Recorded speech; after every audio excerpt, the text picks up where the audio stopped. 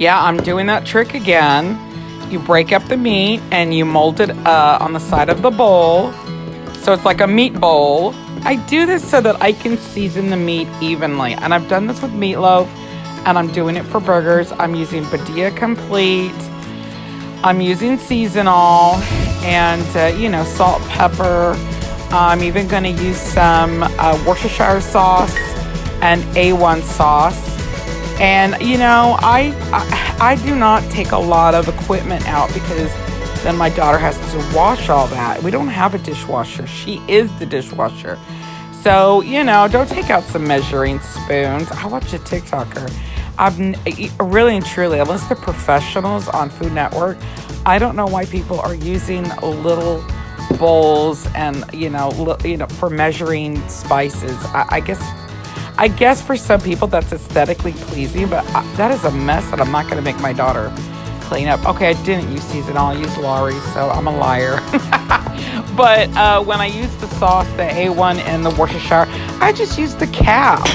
A couple capfuls of sauce. You do not want burgers to be super wet, okay?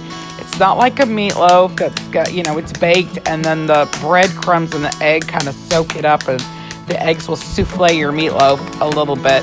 You can't do that with burgers. If you put too much moisture in it, then they're gonna fall apart. Okay, it's gonna just end up being like chopped steak.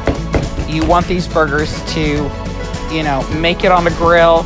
Tonight we're gonna make them in a cast iron so that I can, take advantage of have the opportunity to season my cast iron because it's been a while. So I'm not even going to put these on the stove. So what I'm doing is I'm making the burger patties and then I will stick the cast iron in the oven with the patties.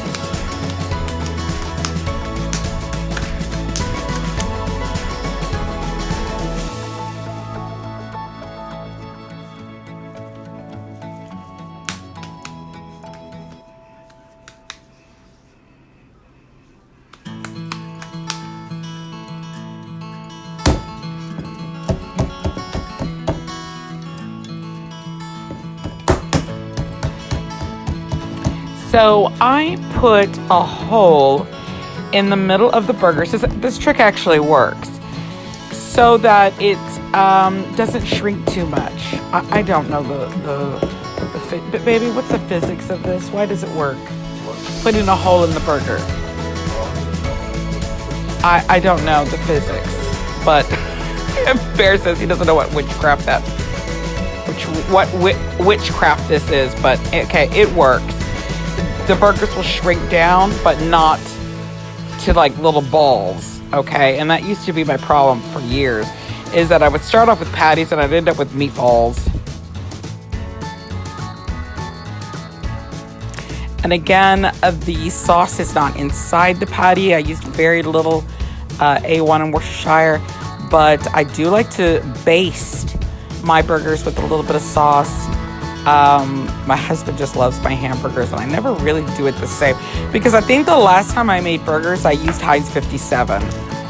These are old-fashioned sauces that I used growing up, and they are still great to use.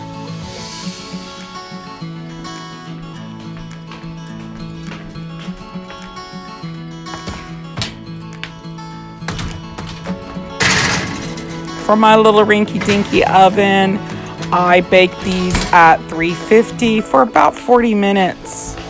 I usually don't want rare burgers at home. We have a place, my husband and I, we eat burgers from a place called Wallbangers here in Corpus Christi, Texas. And I will order my burgers medium rare, but homemade burgers, yeah, they need to be fully cooked. I don't know why. That's just the way I am. Grocery store burgers, and because I get cheap hamburger meat, like the kind that's $2.89 a pound, I'm not going to eat that rare. I'm just not. So this is perfect. The burgers are still nice and flat. They didn't turn into meatballs. And now I'm going to consolidate the burgers. I'm going to take the two patties from the back cast iron and move them to the front cast iron, which happens to be the cast iron lid to my Dutch oven. Another opportunity to season my cast iron.